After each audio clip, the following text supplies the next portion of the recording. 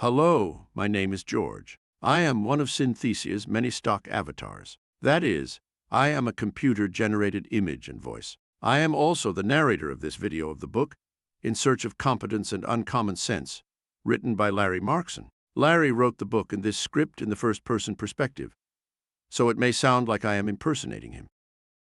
To be clear, I am absolutely not impersonating him.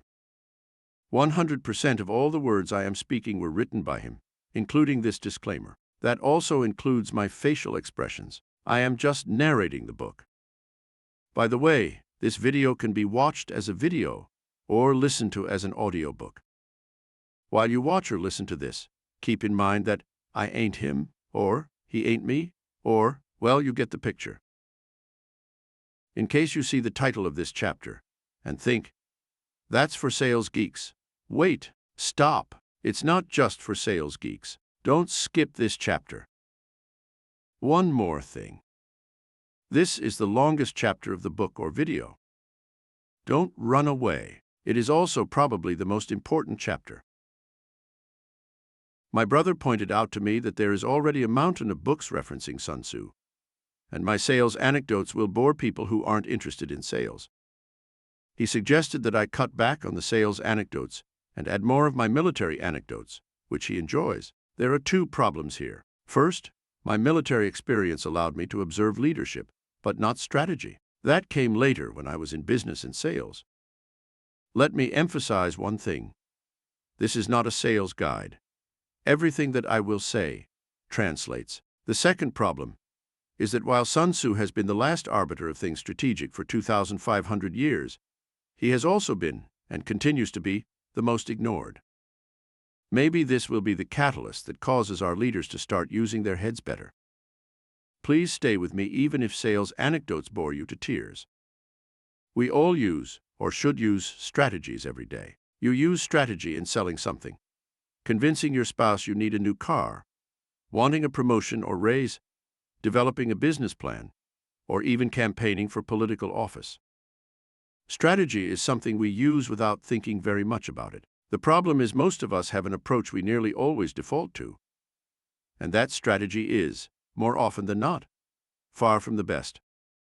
Also, many people who profess to understand strategies really don't. They most likely have remembered a few sound bites from Sun Tzu's The Art of War. For example, most people, when on the subject of Sun Tzu, give a wise nod and say, "Keep your friends close, but keep your enemies closer." That quote didn't come from Sun Tzu. In fact, it cannot be found in written form anywhere prior to the movie and book Godfather Part 2, written by Mario Puzo. 99% of all the people whom I have met who said that they read Sun Tzu's The Art of War were blowing smoke. They didn't have the patience to really read it. What does that do to the credibility of all those people who have repeated that supposed quote? I have read The Art of War, and it was extraordinarily tedious and boring. It is a translation accompanied by an interpretation, and sometimes multiple and conflicting interpretations after every stanza. Imagine the Bible loaded with so many notes, footnotes, and academic opinions that it overwhelms the text. It wasn't until I took a digital copy and stripped out all the extraneous BS that I was then able to get through it without becoming cross-eyed and falling asleep. I had the privilege of attending some strategic selling and power-based selling seminars, both of which were conducted by Jim Holden of the Holden Corporation over 40 years ago while I was at Schlumberger. My apologies to Mr. Holden for anything which I may have forgotten here, but the basics in strategic thinking are as follows. Note, I have no connection with Holden Corporation, and indeed, haven't even had contact with them since attending their seminars some 40 years ago. But assuming they are still in business, I recommend everyone in management, marketing, and sales attend one or more of their courses, or at least read one of his books. Here is an update. He wrote a book called Power-Based Selling in 2012.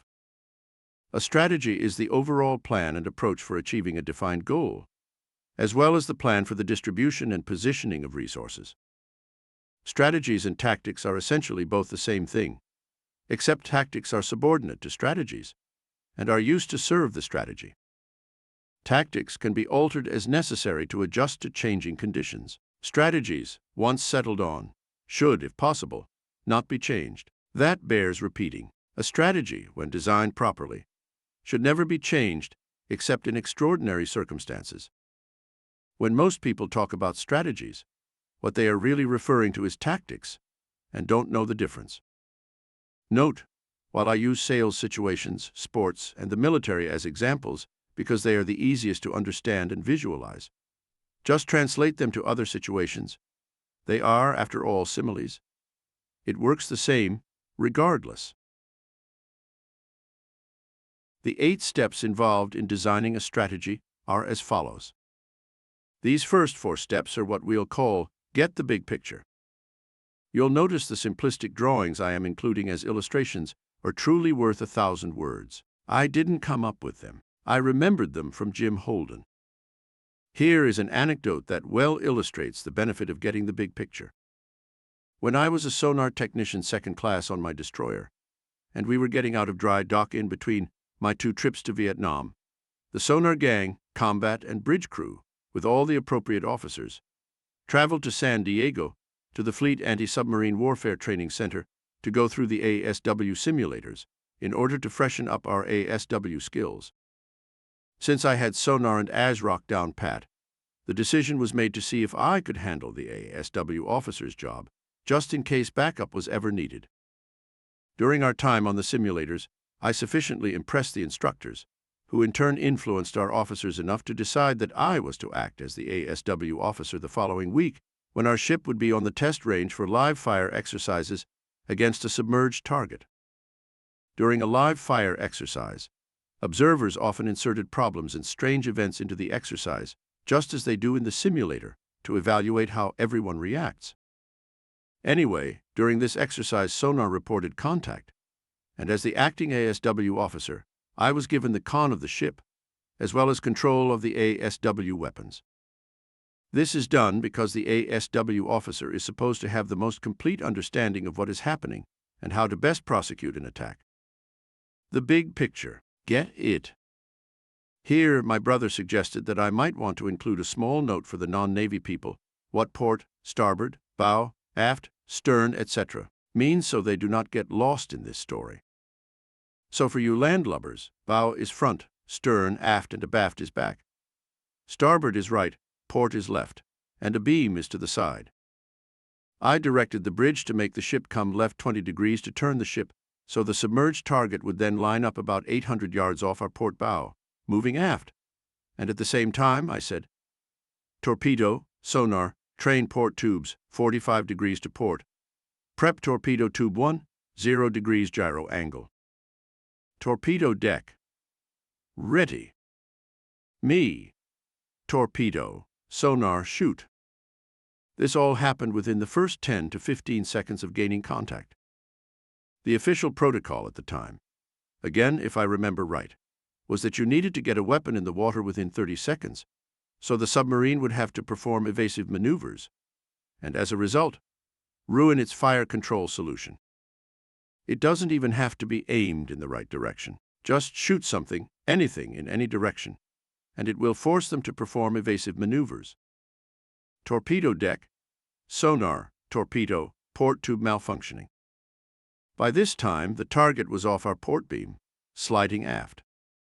Me. Torpedo, sonar, prep starboard tube, starboard 140 degrees, prep torpedo tube 1, set gyro right 70 degrees. So far, so good. Torpedo deck, sonar, torpedo, ready. Me. Torpedo, sonar, shoot.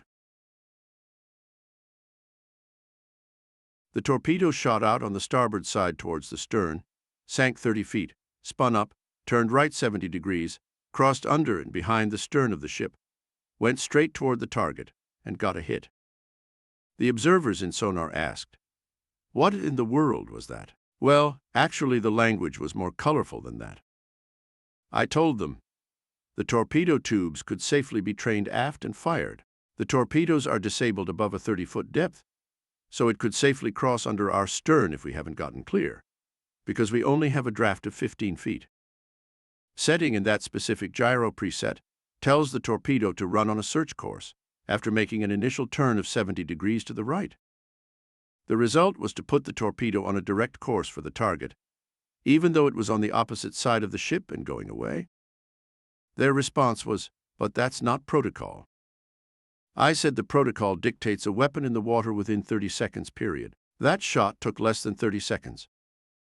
Also, it is incredibly stupid to waste an expensive torpedo with a miss while still leaving the ship in danger, when with a little competence, you can kill the target with the same effort and time. It was, indeed, according to protocol, unless, of course, I was supposed to have intentionally missed the enemy. I then said, "All you have to do is have the big picture and know the capabilities of your weapon systems." They went away shaking their heads and mumbling.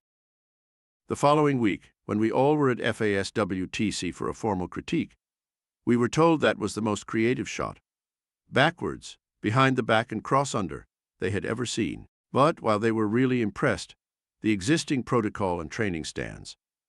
They were not going to try to teach anyone else how to do it. Their reasoning was they didn't think many others could duplicate it, as well as the indecision and resulting errors could be fatal to those ships and crews attempting it. When we got back to the ship, the new captain reassigned our ASW officer to other battle station duties, and assigned me as the acting ASW officer during general quarters, battle stations for submarine action, also called Condition 1AS. How important is getting the big picture?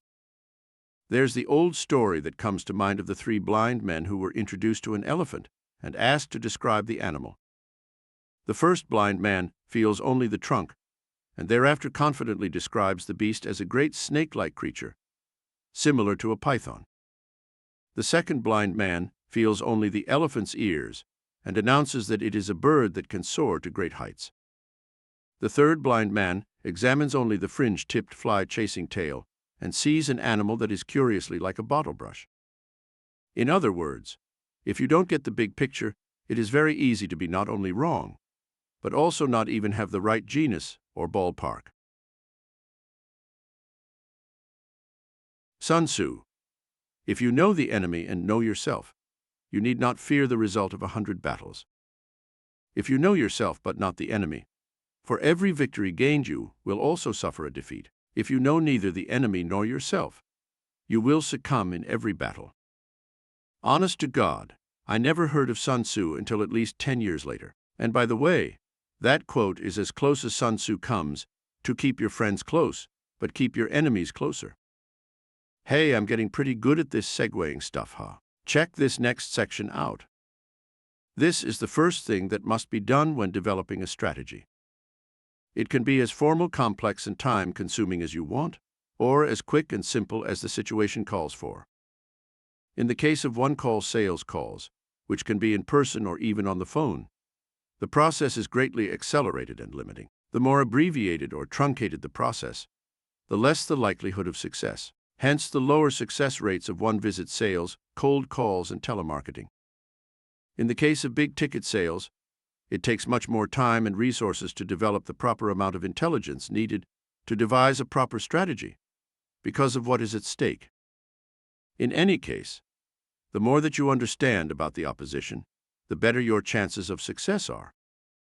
I used to start every potential sale with a multi-page form that was provided by Holden. This form not only formalized all these steps, but also became an account record, profile, and progress report. This report could be quickly read by me or anyone else from the company, whom I needed to quickly understand what the situation or status was. The first thing you came to in this form was a large empty rectangle at the top of the inside cover page. The purpose of this space was to draw an organization chart of the management and key players within the customer's organization. Each customer's name and title was represented in an individual box and with lines of authority connecting the individual boxes. Additionally, drawing a line encircling them identified the influential groups or cliques. Lastly, since every group or clique has a person who influences that group, an X is placed in that person's box, identifying him or her as the fox, or le renard, as Jim Holden called them. This influential person may or may not be the boss or head of the group, but is the person, when a point is made in a meeting or presentation, everyone looks at to gauge his or her reaction. This Fox designation is also topic-specific. When I was a technician at GTE, even before I was promoted to management, I was Le Renard with regard to technical issues, in spite of the fact that there were degreed engineers in those groups and meetings. In the case of dealing with multiple business units or locations, each business unit or location got their own supplemental chart, with the main chart on the first page becoming an overall chart at the corporate and business unit level. Then to this form, notations were made to indicate the attitudes, positions, concerns, plans, and goals each player had. Also, it was used to indicate alliances and influences that could affect a successful outcome. If this just seems unnecessary or way too complicated, it isn't. What you get out of your strategy is directly related to what you put into it. Or, as we used to say in regard to problems with computer programs, garbage in equals garbage out. The higher the stakes, the more effort needed to ensure success. The less politics, agendas, or resources influence a strategy, the greater the chances of having a successful strategy. To put it another way, politics, agendas, and resources are the limiting factors when determining strategies. With a risk of being redundant, a perfect and realistic strategy can always be determined as long as it does not have to also satisfy any needs and desires, such as politics, agendas, and resources external to the desired goal. One need look no further than all the wars and conflicts the United States has been involved in, starting with the Korean War, to see how politics has screwed up any possibility of succeeding in those same conflicts. Of course, I am presuming winning those conflicts was the goal. If winning wasn't the goal, then maybe the strategies were actually successful, though with extraordinary costs in both lives and treasure. Sun Tzu: one may know how to conquer without being able to do it. Sun Tzu: one may know how to conquer without being able to do it. Some extreme and hypothetical examples that support that quote are: 1. The Baptist Church would never agree to elect anyone from Islam to manage their church, even if it were in their best interest to do so. Of course, that is an assumption. 2. Your boss will not tolerate a strategy which shows him to have been stupid or in error, even if he is both. As the following anecdote illustrates, I have been there and done that. When I was working for a publishing company as national sales manager, we had a problem with one of our trade shows named Dexpo. This semi-annual trade show was a show that the company had purchased a year or two earlier for over $20 million and was bringing in a few $1,000,000 annually in profit. The show was held every autumn on the West Coast and every spring on the East Coast in conjunction with the DECUS, Digital Equipment Corporation Users Symposium conventions. It was a prime place for sellers of computer equipment and software products to make contacts with and sell their products to users and potential users of DEC computers, as well as other computer vendors. The problem arose when the DECUS users group, recognizing the amount of resulting profits from the show, decided to own and produce their own trade show in order for their not-for-profit association to better fund its needs and desires. As a result, the exhibitors were torn between wanting to be part of our production, while leaning toward exhibiting with the new show, because the owners of that show were also the very customers that they were seeking. In a management meeting to determine what to do, I first asked, "This is a trade show that relies on an outside association for its attendees. Didn't we get any contractual obligations from the association before we purchased the show?" Everyone looked at me like I was a Martian speaking Swahili. I then asked, "Has anyone pointed out to DECUS how much is involved in actually producing a trade show?" The answer was, yes. They are contracting another trade show company to produce and manage it for them. I then asked if we had approached DECUS to make them a strategic partner. The answer was, yes. We offered them about $300,000 a year to drop it and stick with our show. I said, that is only around 10% of the profit generated. Why would they accept that when they can have the whole enchilada? I'm talking about a joint ownership, real partners. From the expressions on their faces, you'd think that I had just passed some really bad gas. As the Bible Old Testament frequently says, There was much wailing and gnashing of teeth. They had paid over $20 million for that show, and were not about to give part of it away. And certainly they were not going to cede any amount of control over to them. No, never. The answer had to be in improved production values or strengthening vendor alliances. I then said that the problem is the vendors would go where their customers were, and their customers owned that show, and there was nothing we could do to change that. If we wanted to keep sole ownership of the show and survive, then we would have to move it to different areas of the country and different times of the year, and give money to and work with the DECA's regional chapters instead of the National Association. The new show would survive, albeit at a greatly reduced profitability. The response was, no, we paid too much money for a national show to then regionalize it and make much less money. Again, their answer just had to be improved production values and vendor alliances. There wasn't a strategic thinker among them. We then pulled out all the stops and checkbook in order to improve production values, and wined and dined our exhibitors, and then still held our show at the same time, and in the same city, as our new rival, which was owned by our target audience. It, predictably, at least by me, didn't work. The political constraint hamstrung us. The boss, who paid too much and negotiated a bad contract, wanted us to save him without having to expose him. He was fired within a year of my departure. I ran into the following flaw a lot in this company. They would always proceed under the assumption their product was the show, and had no idea what I was talking about when I would say, no, our product is the delivering of quality show attendees to our exhibitors, who are our customers as well as our clients. The show is just the tool we use for attracting those attendees.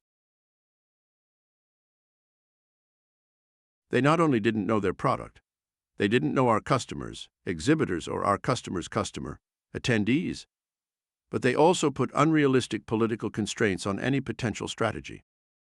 They probably would have done very well in the political arena. He will win who has military capacity and is not interfered with by the sovereign. Hence the previous Sun Tzu quote. One may know how to conquer without being able to do it.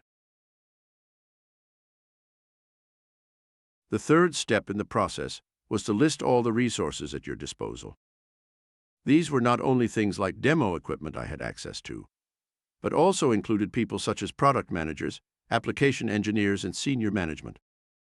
It also included access to facilities and meeting rooms, essentially anything that could be utilized to aid the strategy. One resource salespeople like to use is customer testimonials. I took it a step further.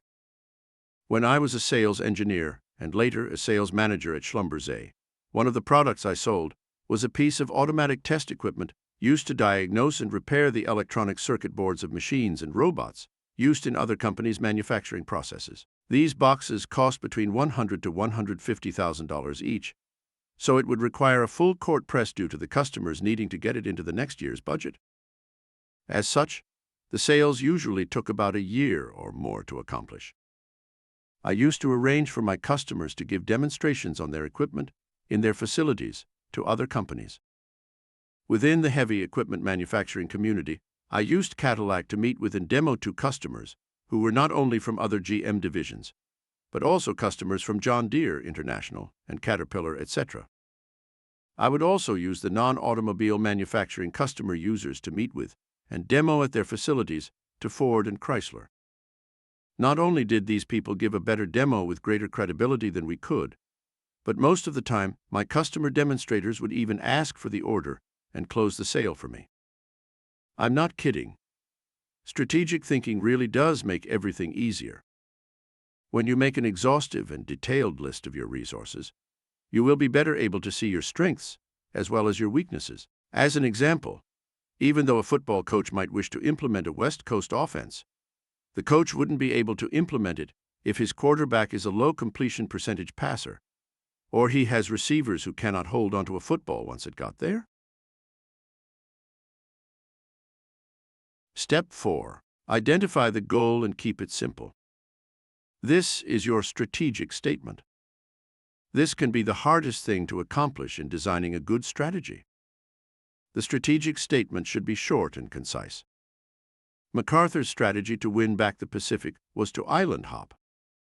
Eisenhower's strategy to beat the Germans in Europe was to make the Germans fight a two-front war to divide their forces and conquer them more easily.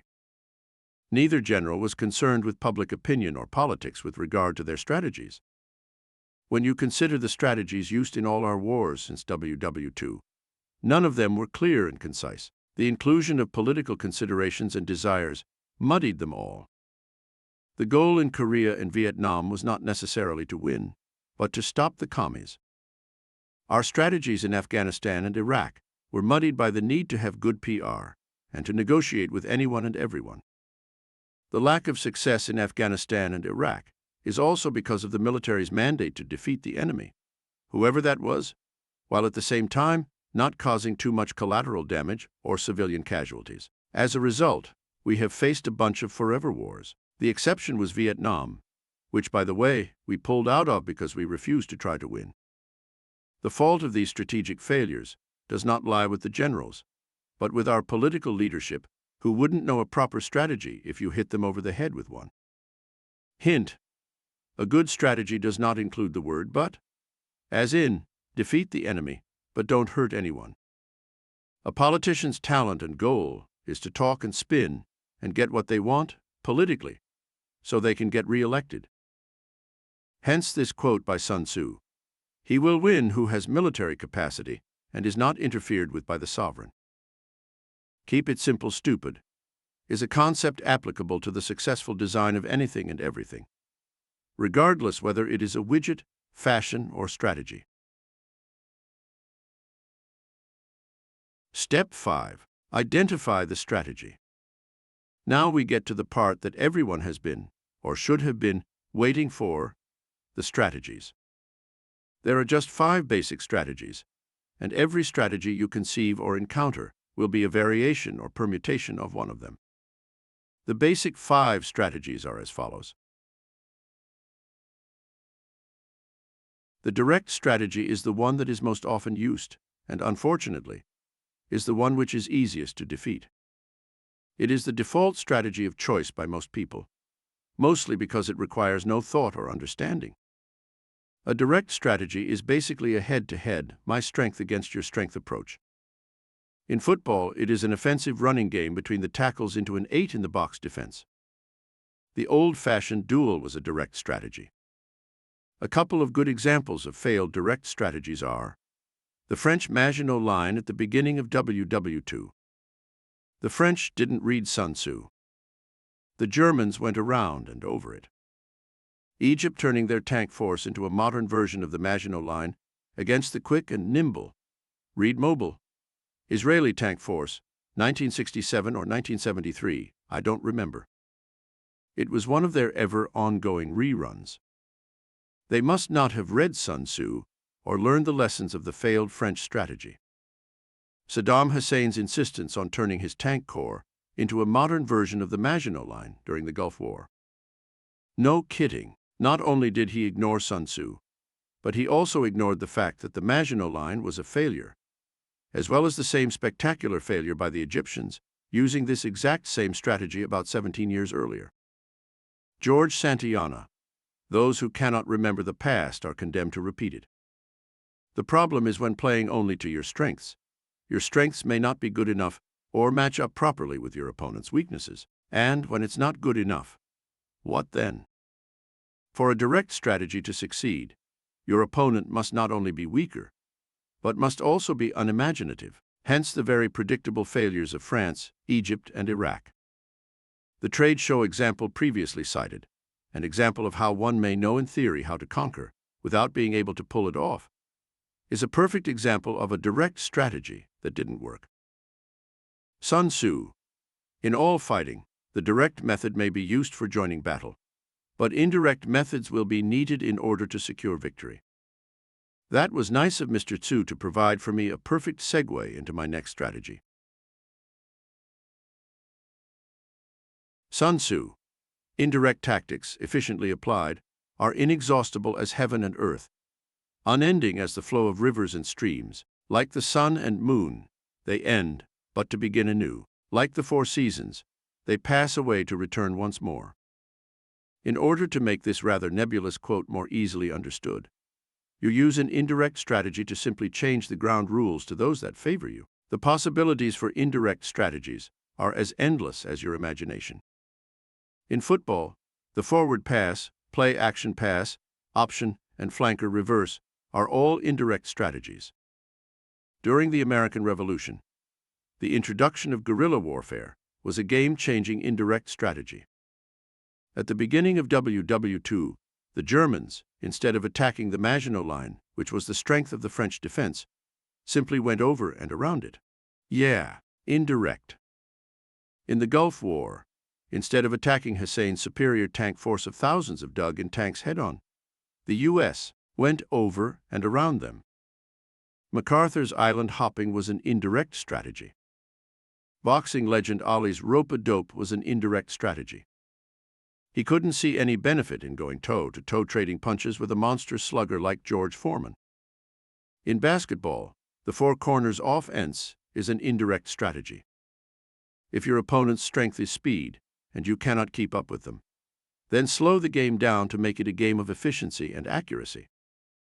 You may recall in my aforementioned trade show debacle, the strategies I had suggested were to either make the users group our partners, or distance ourselves from them entirely, both physically and time-wise. Both were indirect strategies. But, because we went with a direct strategy, the end result was the complete writing off of a $20 million investment. Spin is also an indirect strategy. The object of spin is to get your target to focus on believe in something else in order to get the result that you want. In the King James Version of the Bible, there is a reference to men stealers as opposed to the accurate translation of slave traders.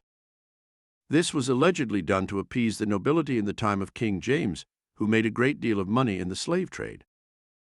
Also, the Bible translations prior to the King James Version were less sympathetic to the rule of royalty. So it makes sense that the version authorized and sponsored by King James would correct that mistake. In other words, spin, as an indirect strategy, is changing the ground rules when the current rules don't favor you. Spin can be honest, or it can be dishonest. Its ethics or morality lies entirely with the person who is doing the spinning. While I was VP of sales at a competitor to Schlumberger, I was selling an automatic tester that was a direct competitor to the unit that I had sold for Schlumberger. This unit, while more than adequate for the job, was not as technically slick as the one from Schlumberger. The one feature ours had, and Schlumberger's did not, was the ability to generate schematics as a byproduct of programming the machine. Today that would be referred to as machine learning. One of the customers to whom I was selling was a company that repaired circuit boards for anybody and on anything, and they usually could not get schematics for their own use. I emphasized to them while our tester would do a more than adequate job of diagnosing and fixing bad circuit boards, it would also solve their need to reverse engineer many of the circuit boards they received for repair. Reverse engineering not only helps in understanding the circuit board, but it also makes programming the tester easier and faster. That was an indirect strategy, and spin. Change the way the customer perceives his needs. Most but not all successful strategies are indirect. Sun Tzu, we can form a single united body, while the enemy must split up into fractions. Hence there will be a whole pitted against separate parts of a whole, which means that we shall be many to the enemy's few, and if we are able thus to attack an inferior force with a superior one, our opponents will be in dire straits. The prosecution of WW2 in Europe was a perfect example of divide and conquer. In spite of Stalin's constant pleas and insistence that the Allies join the Soviet Union on the Eastern Front to help him fight Germany, the Allies held fast to their conviction the best way to defeat Germany was to make Germany fight a war on two fronts, thus dividing their forces and making each front weaker and more vulnerable to defeat. The problem with the divide and conquer strategy is there is a perfect counter strategy that can often work well against it. When you think about the above quote from Sun Tzu, you can't help but understand that since a divided force is more easily defeated, then it must be paramount not to have your own forces divided. Hitler never understood this, and neither apparently did George Custer. General George Custer, in the last couple of weeks of the Civil War, got a stunning victory over the Confederates by dividing his unit into 3 smaller units and attacking the numerically superior enemy from 3 different directions. This was not a sound strategy, but worked because his enemy was in retreat, starving, and low on supplies. Later at the Little Big Horn, he applied this same bold strategy. That is, divide his forces into 3 disconnected units and attack the Sioux from 3 different directions. The Sioux were not in retreat, not starving, nor were they low on supplies. In fact, the Sioux were itching for a fight. Custer and his unfortunate men then paid the price for his being stupid. Notice, I didn't say he wasn't brave. In Custer's defense, there were no good translations at the time of Sun Tzu's The Art of War. Sun Tzu, do not repeat the tactics that have gained you one victory, but let your methods be regulated by the infinite variety of circumstances. If you look at the illustration for the divide and conquer strategy, you may notice that it would be relatively easy for those divided forces to turn inward and meet up, cutting off the dividing force from the rear, resulting in a surround and harass, or siege. Man, talk about a slick segueing into the next strategy. This book writing stuff is easy peasy. Sun Tzu. Thus, the highest form of generalship is to balk the enemy's plans. The next best is to prevent the junction of the enemy's forces. The next in order is to attack the enemy's army in the field. And the worst policy of all is to besiege walled cities. Surround and harass is basically a siege strategy.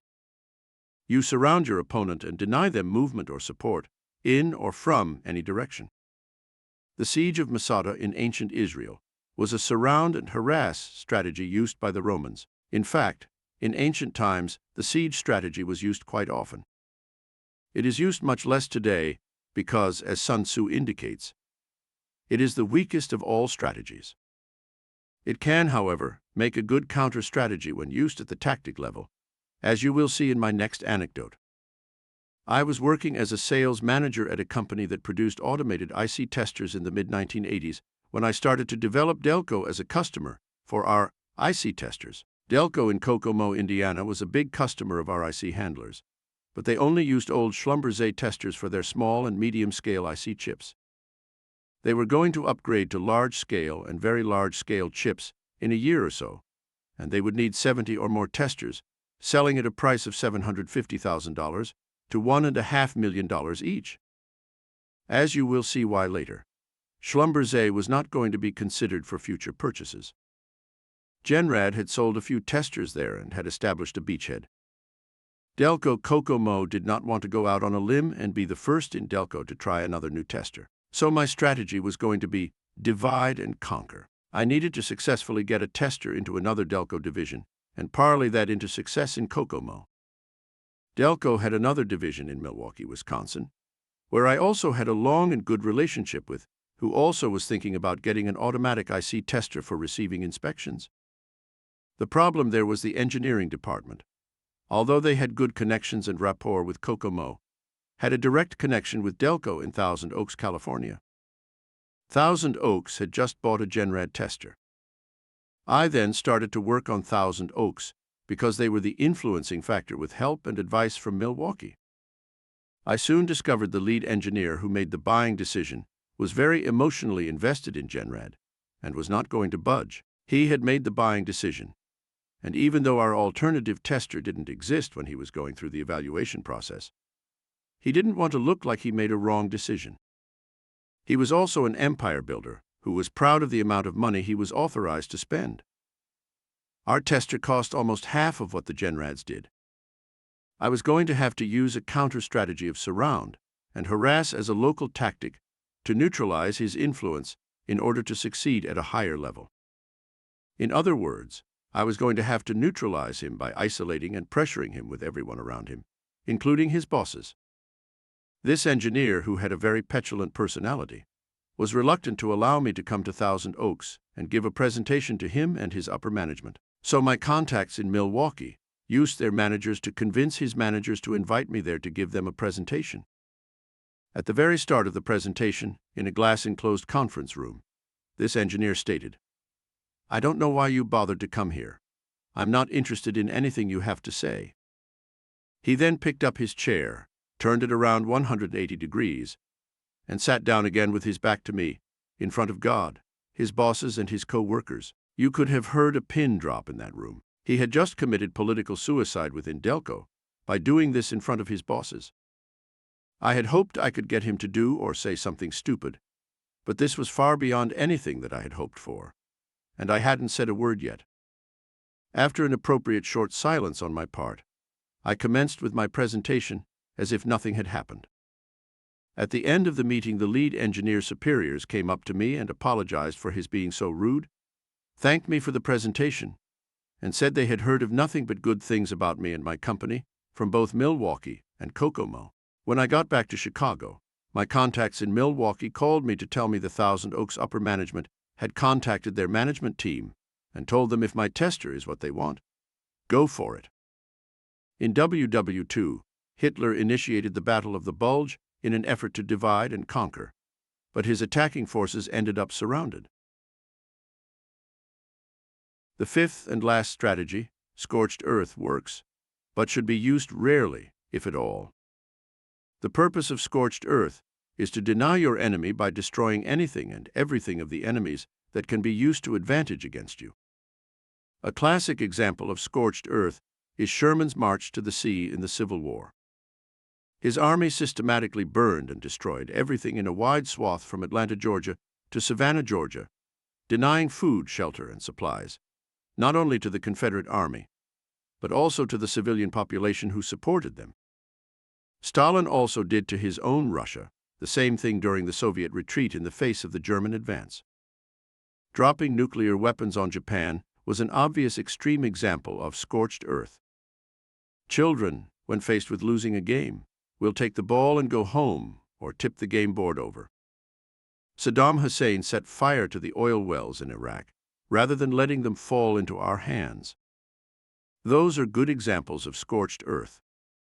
In my introduction, I mentioned I left Schlumberger at odds over their desire to use such a strategy with a customer. I was losing in the possible sale of one of our testers to a tester from Everett Charles. Everett Charles was my previous employer, and both of those testers I had significant input on the design, but Everett Charles' execution of my concept was better than Schlumberger's. The customer was Delco Milwaukee. My bosses, the national sales manager and the business unit manager, insisted I set up a meeting with the key people and management in Milwaukee. The strategy was to be a last-ditch effort so we could save the sale. And if we couldn't save the sale, we would poison the well, so Everett Charles wouldn't get the business either. Reluctantly, after considerable argument, I set the meeting up. In the car, on the way to the customer meeting, my boss told me to make the introductions, keep quiet, and to let me show how it's done. When my contact met us in Delco's lobby, he gave me an odd look and said to my boss, rather coolly, "I don't know what the purpose of this meeting is, but welcome and follow me." At the start of the meeting, I made the introductions and, as instructed, turned the meeting over to my boss, who then said, "Larry has something he wanted to say." After taking a few seconds thinking up something to say, I then gave a last-ditch pitch to save the sale without screwing anyone. It didn't work. On our way out, my contact pulled me aside and said, "I know what they were trying to do. I want you to know you are welcome here anytime, and in the future I will be happy to purchase from you anything that is not from Schlumberger. Also, Schlumberger will not sell anything to me, to my people, or anywhere else in Delco." And that is exactly what happened. Schlumberger did not renew my contract because my bosses were uncomfortable having a witness to their screw-up. Instead, I started my sales rep company with Schlumberger as my first vendor client. Incidentally, Schlumberger never ever allowed startups to sell their products, except for me. Schlumberger never sold another piece of equipment to Delco, and I eventually sold a whole lot of other very expensive equipment into Delco and General Motors. I just did it for someone else. Schlumberger's automated test equipment business units eventually ceased operations in North America because of attitudes like this and an overall lack of understanding of the automated test equipment market. I am now going to beat you over the head with the moral of that story. The problem with poisoning the well, as it were, is after doing so you cannot yourself drink from the same well. You've made the decision to ruin it for everyone who drinks not only from that well, but also in the future from all wells which are connected to it. It is not usually a viable long-term strategy. Scorched earth is a very useful strategy when used in war, but due to the dire consequences, I consider the scorched earth strategy to be a non-option outside of war. Use it only at your peril. Outside of war, the only people who use scorched earth are petulant, self-absorbed, and who are doomed to long-term failure. Here is a dead horse that deserves another beating. Whenever possible, use an indirect strategy.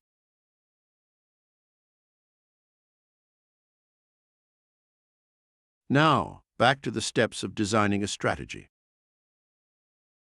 Step 6. Determine the tactics and timeline.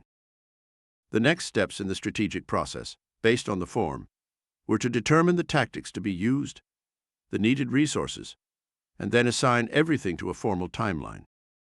This timeline could be a graph-like illustration or a numbered outline, whichever you favor.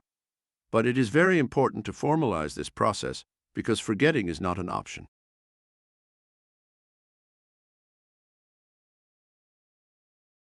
Step 7. Test the strategy without bias. The seventh step in developing your strategy is to test it. This is much harder than it appears.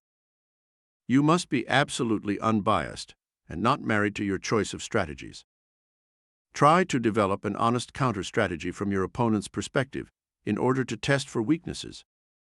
This means you will have to do an honest and thorough analysis of your opponent's capabilities, resources, and politics. If you find you have trouble doing this, get someone else whom you trust to test it. Writers need editors for the same reason. They are too close to their product to be objective. You should have seen my book before my brother edited it. The eighth and final step is self-evident. Assign the resources according to the timeline necessary for reaching your goal. The order of battle, if you will.